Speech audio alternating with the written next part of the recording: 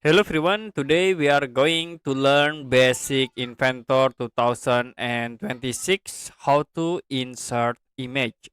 So you can create new files. Okay, I will click new, click part. Now to insert image, you can go to start to diskette and then I will choose the top plane. And in here you can see we have the insert tools. So you can click image to insert the image. I will select this image and then you can click open to attach into your file like this. If you done, you can press escape button.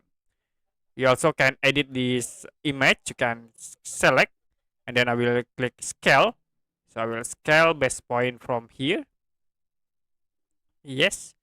And then for scale factor, I will set into 0,5.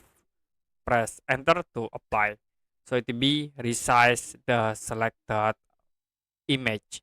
If you want to move the image, you can click, hold, and then you can move into another area. Okay, that's it for basic Inventor tutorial, how to insert image. If you have any question about tutorial, you can comment below this video.